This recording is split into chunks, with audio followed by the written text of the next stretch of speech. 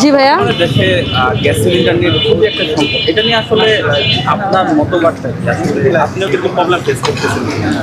যারা আমরা খাবারের বিজনেসের সাথে জড়িত আছি তারা সব থেকে বেশি প্রবলেম ফেস করছে গ্যাস নিয়ে। যেহেতু আমরা সিলিন্ডার ইউজ করি, এখানে সাপ্লাইয়ের গ্যাসের কোনো অপশন নাই।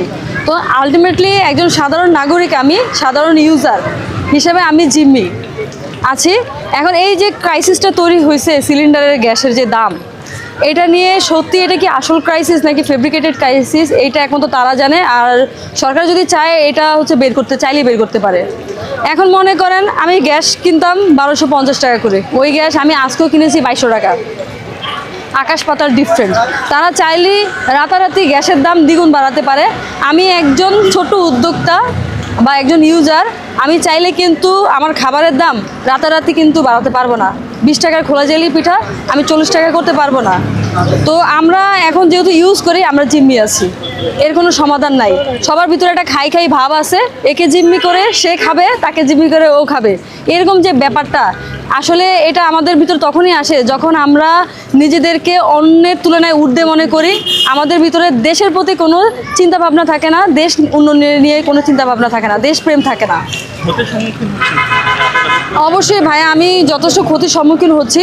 যেমন মনে করেন আমার একটা গ্যাস সাপোজ 2 দিন যায় বা 3 দিন যায়, তো 2 দিন 3 দিন গেলে আপনি দেখেন আমি কিন্তু পিঠার দাম বাড়াতে পারছি না, আলটিমেটলি কিন্তু আমার গ্যাসের দাম বেড়ে গেছে।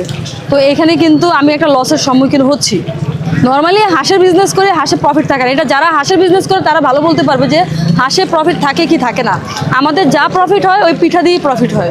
তো ওইখানে যদি মনে করেন দাম বৃদ্ধি যদি হয় গ্যাসের মাধ্যমে, সেক্ষেত্রে দেখা যায় কাস্টমার খেতে পারবে না। আর আমাদের নিজের বিবেকের কাছেও একটা প্রশ্ন চলে আসবে যে আমি কিভাবে এই 20 টাকার পিঠাটা আমি 30 টাকা করে আমার কাস্টমারকে খাওয়াবো। আসলে এখানে দেখেন সরকারের প্রতি দাবি রেখে কোনো লাভ নাই আমি মনে করি। আলটিমেটলি কি আমাদের নিজেদের জায়গা থেকে যদি আমরা সচেতন না হই, আমরা যদি নিজেদেরকে না শুধরে নেই, নিজেদের প্রতি দেশপ্রেম যদি না রাখি, সেক্ষেত্রে আপনি আমি কেউ বলে কিছু করতে পারবে না। এটা আপনার উপরে ডিপেন্ড করে আপনি কিরকম একজন মানুষ হবেন। আপনি আসলে নিজের গ্ল্যামার কিভাবে ধরে রেখেছেন? অনেকে তো বাসায় বসে থেকে অনেক ফেস নষ্ট হয়ে যাচ্ছে, চেহারা নষ্ট হয়ে যাচ্ছে, এখন নিজের রূপচর্চা কখন করা হয়? ভাইয়া আমি নিজের গ্ল্যামার নষ্ট করে ফেলছি অলরেডি। আপনি যারা আমার পুরাতন ছবি বা ভিডিও দেখবে তারা এটা কম্পেয়ার করতে পারবে। যেমন আমার মুখে প্রচুর পরিমাণে কিন্তু ব্রণ উঠে গেছে আর কয়েক শেড কালো হয়ে গেছি। এখানে গ্ল্যামার কোনো কিছুই না, এখানে নিজেকে পরিপাটি রাখা এইটা হচ্ছে মেইন ফ্যাক্ট। আমি চেষ্টা করি নিজেকে পরিপাটি রাখার, এটা আমার ছোটোবেলা থেকে অভ্যাস।